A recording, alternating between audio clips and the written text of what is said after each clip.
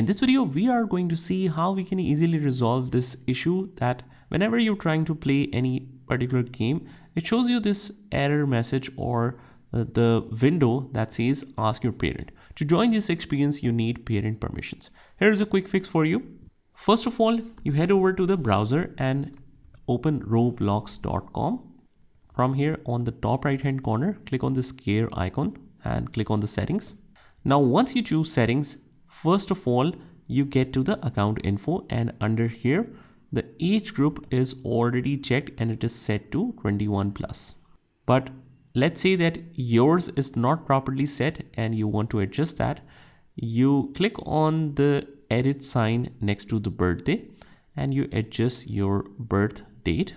You hit continue, but in that case, you must need to verify your age.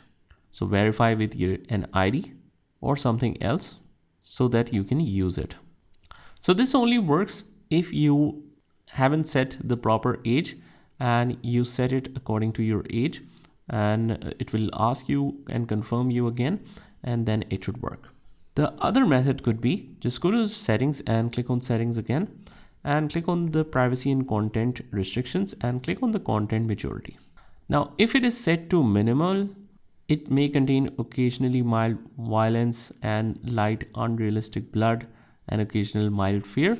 So that's why this content majority doesn't allow you to play the game. So we need to raise it or set it to either restricted or moderate so that you can finally play the game. So if you're over 13, you should be able to play the game just by changing this settings. But if not, you will see this dialog box or a button right under this, ask your parent. You send that email to the parent and then they will approve that. So after that, if your parent, let's say, do not have already an account, you can ask them to create a quick account on Roblox. It doesn't need much, and then they should be able to approve you.